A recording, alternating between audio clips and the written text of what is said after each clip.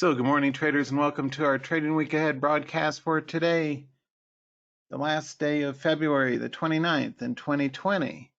I'm up $5,400 plus this past week by trading the inverse instruments during the market drop. So it's one of my best weeks in my life, up over $5,000, real money trades in my Fidelity SEP.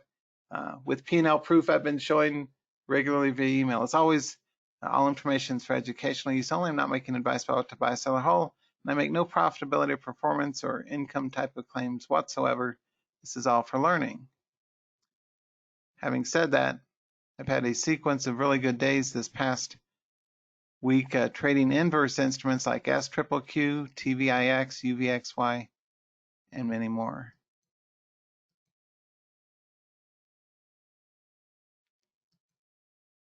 So if we start off by taking a look at our S&P, you can see we've got a hammer yesterday.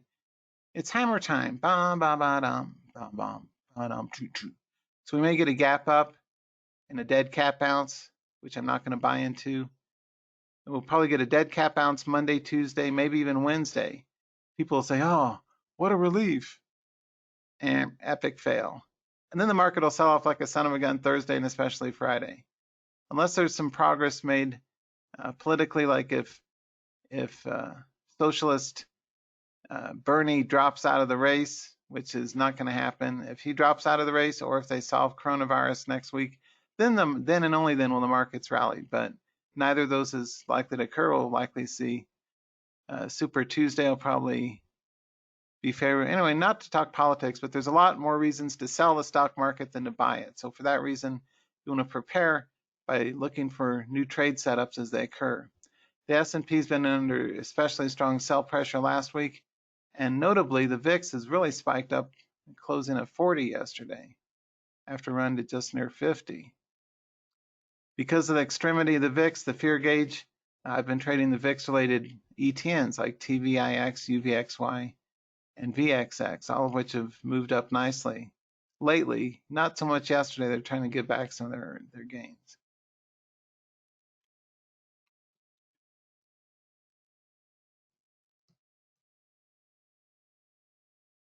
Now, often you may be tempted to buy bounces in charts like this.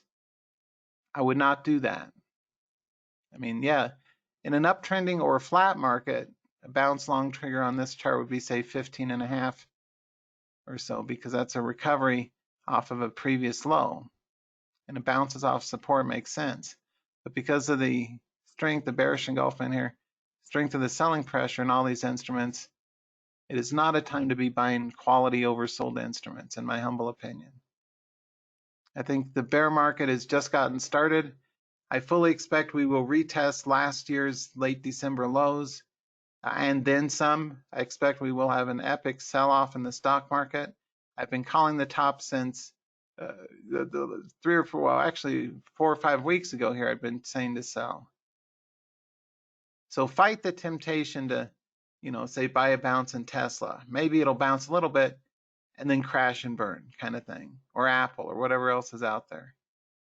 Totally ignore the talking heads are saying, well, I'm looking to start to nibble away because these have gone down and they're good companies.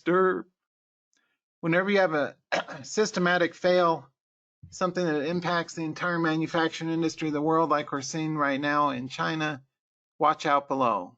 This is the worst time in history to be owning stocks.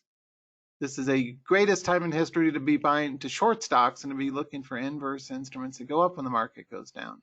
I'm decidedly bearish, and I have been for quite a few months, and finally starting to get it right. So hope you guys are making money like I am.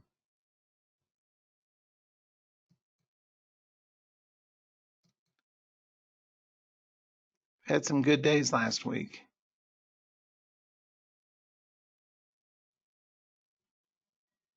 Trading small size. My specialty is absolute risk management. Sorry, I'm losing my voice. I've been doing a lot of broadcasting. The way that I've been profiting over $5,400 in net profit last week is by, shorting the market basically by trading SQs and the VIX ETNs and SOXs. Now currently SOXS is my least favorite. TVIX, the volatility is getting a little extreme for my taste.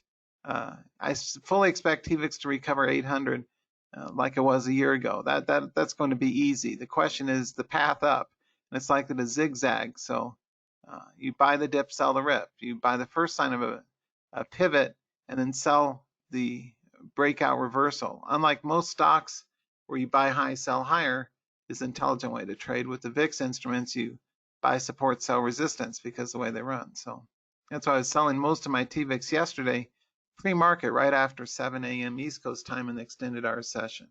And all the rest of these, I was selling like 70% of these guys to lock in nice profits, which is why I was up. Anyway, I'm the right guy to learn from. If you want to learn how to trade these kind of instruments daily, like I do, I'll tell you what I'm actually trading, right? I'm very transparent.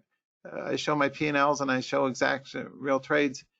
The trick is I do these things small share size, 10, 20, 30 shares at a time. I nibble away to position size. That minimizes my upfront risk. It is egregious and horribly irresponsible of anybody out there who's telling traders how to trade to try and say they're trading thousands of shares. That's how you lose $3,000 in a day like a moron. Professionals, you start small and then snowball, right? That's my new catchphrase. Start small, then snowball, like I've published already. So copycat competitors, don't put that on Instagram. Let's do a meme. Start small and then snowball. Because Calhoun said it. He knows how to trade. Booyah. Flawless victory. Touchdown, baby. Anyway, those are the kind of instruments you want to trade. So it'd be really dumbass time to be buying stocks. We're in for an epic sell-off. You probably say tomorrow, market's rallying. It's a rally day on Wall Street because the Fed announced a interest rate cut and blah, blah, blah. And you guys will be like, oh, Calhoun was wrong. And Tuesday will be continue up, and even maybe Wednesday a little bit until the market gets back up here. You'll say, oh, Ken was wrong. We shouldn't be shorting the market. Then Thursday, boom. Friday, schwang. Oh, yeah, Calhoun was right. Don't try and navigate. So my tip is, at least what I'm going to do, not giving trading advice, but what I'm going to do is not trade stocks and continue to scale into my inverses at any new highs in those guys. This market is officially broken because who can tell me what's the strongest institutional sell signal on this chart? That's what I've been telling you guys for the last month. Ever since early January, I said, watch out below if the stock market does what? If then conditionals. If the stock market loses what support level, will trigger all the institutional selling in the world, which is why we've seen so much anticipatory selling and then reactionary selling. Right, Steve. Right, Bill. Right, Mukesh. Right, Dana. Right, Harvey. Right, Phil. Right, John. Almost right, Jagdish. Right, Mira. A loss of the 200 SMA. That's an official sell signal. And I can guarantee you that every single professional trader in the world was following this. I mean, if they're a successful professional trader in the world was following this. And I can guarantee you that all the strategy sessions on Wall Street with the quants and the technical analysts, discretionary traders, the prop traders, independent traders, the people who are really wealthy and trade and hire individual advisors, they're all saying, well, we lost the 200 SMA. That is a strong sell signal. If you want to profit from the market, potentially, it's important to have a trading plan based on key support and resistance levels that everybody in the whole freaking rest of the world uses. The fact that we broke the 200 SMA is a sell signal. Even if we get a bounce, it'll be a dead cat bounce. Bad kitty. Sell, sell, sell. This is a stupid time to buy, buy, buy. Anybody that tells you to buy stocks in this market is a moron. Now, we may get a dead cat bounce Monday and Tuesday, but I don't expect it'll hold. The fact that we broke the 200 SMA is a critical decision support tool in the arsenal of any professional Wall Street trader. And think about it. You would have a very difficult time, and how to say, even investment advisors and everything would have a hard time defending a bounce trade now because their customers who are savvy would come in and say, but Joe, you told me to buy, but the market had lost the 200 SMA, and now we're down at 2,000. WTF? Why did you tell me to buy? Yeah. So anyway, and everybody knows that with the supply chain disruption in China, anything that we do here domestically, like a 25 or 50 basis point cut tomorrow out of the Fed, or a tweet or something like that.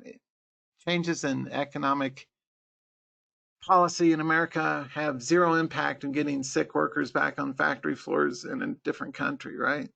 Throughout Asia, not just China, but a lot of people moved manufacturing to other countries like Malaysia and the Philippines and all that.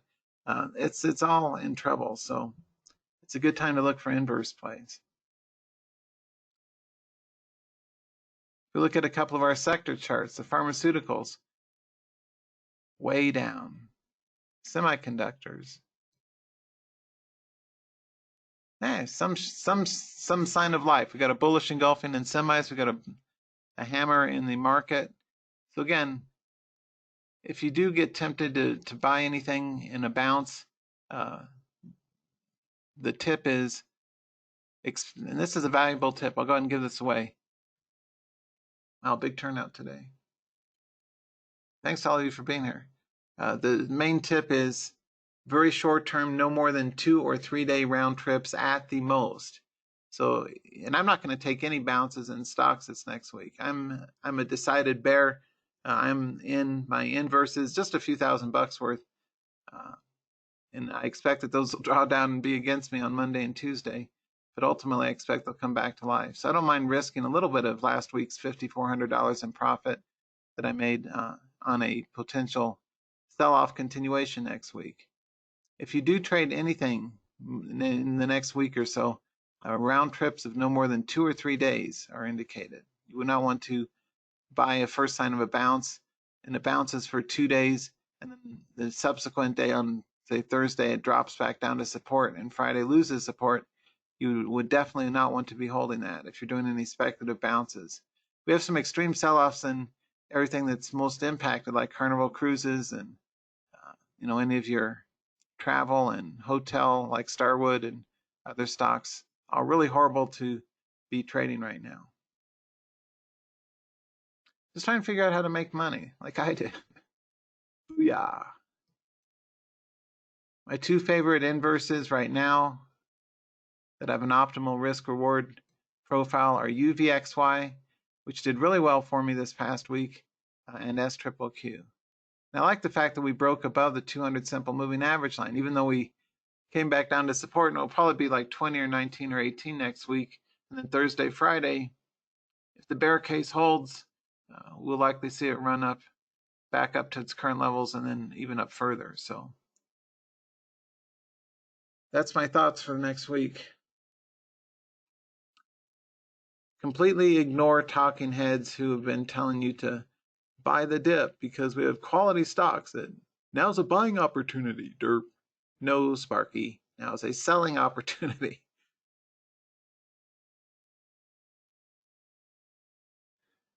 A question from Hendrik saying you couldn't trade the SQs and IB. Saying why would that be? I don't know. Call them. You should be able to trade any of the inverses, and you might have some. Oh yeah, that's a good point. Good question. You do have to sign a designated securities agreement, at least verbally over the phone. You have to call and ask special permission to trade these instruments. They have to permission your account because they have to warn you that these are risky and speculative and can be hazardous and all that kind of stuff. Just like penny stocks or other high risk category things or options or whatnot, you got to sign special agreements. So if for some reason your brokerage is not letting you trade inverse instruments, call them up right now and say, I'd like to have my account permission to trade those. And they'll say, well, okay, I have to read this agreement. You agree that this is a speculative instrument and blah, blah, blah, blah, blah, blah, blah. Do you agree? So that's how you get that turned on. Hey, Mark's saying some of the chiefy biotechs are running well, low-priced antivirals like Novavax. Yeah, I covered Novavax for my members this past week, so that had pretty good upside volatility. And I agree. In fact, that's one of my swing scans picks for next week. I'll reveal that. I've got swing scans coming up in 15 minutes for my paid members, and Novavax is number 4 on the list. But yeah, you're right. There are some runs in the biotechs. Question from Ned, where are the institutions going to put all their money?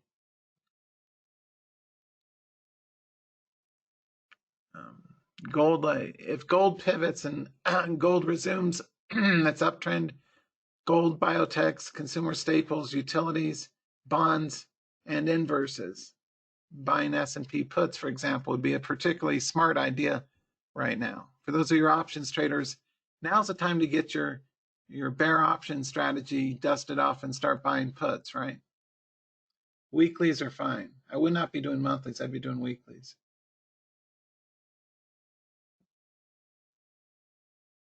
Hey, Steve, how many shares of UVXY? I just trade this usually, excuse me, up to 100 or 150 shares at the most. Because the downside risk, and I start off with usually like 30 or 50 shares at a time. And then I snowball up, right? That's my specialty. And that's one thing that you'll learn as a member of my live trading room, right?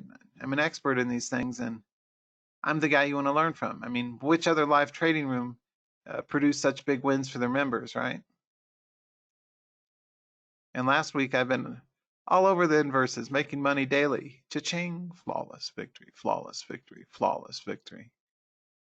What's great about my approach, what separates me from anyone else, is I actually really trade and make money here lately. But also the upfront risk is minimal because I advocate buying and selling, 10, 20, 30. Like TVIX now, I'm just trading 10 shares at a time. That's $1,000 a pop at 10 shares, so at $100. Hopefully Credit Suisse will split it back down, and they probably will if it stays over 100 for a week or so, because they're not going to be.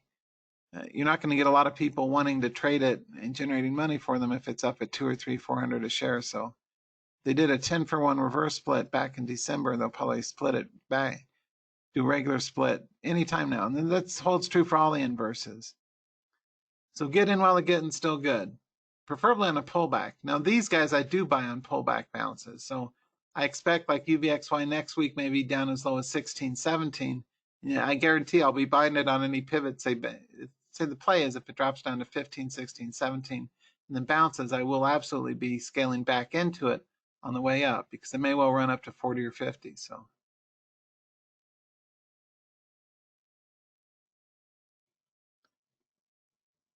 See a question, would I suggest my room for a newbie trader? I can't make recommendations about suitability of my training for anybody for regulatory compliance things. I can't recommend anything. I always play by the rules, right? So I can't make recommendations by laws to if my training's suitable for you individually, but you can make that own decision for yourself. Anyway, the live room, again, I've been running the room now. We're celebrating our 20th year. I've been running it since the year 2000, August of 2000. So we're in our 20th year running the live room. And the reason I've been trusted by so many thousands of people is my calls and the training is very professional and hopefully very helpful to you. I hope this morning has been helpful as well. I'm going to wrap. For more, be sure to join my live room. We cover things like this.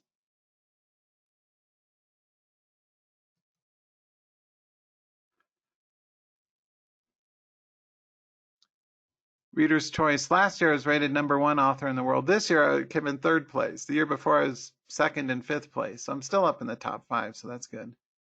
Technical Analysis of Stocks and Commodities Magazine. Reader's Choice Awards issue is out right now. So if you're a subscriber, you can download it and see. It was a volume-weighted moving average breakouts article I published is rated #3 in the world, which is okay. I wish I'd been 1st place like I was last year, but anyway, I know how to trade, and I hope that I can help you do the same. Take care, and I'll see you guys next time. Bye for now.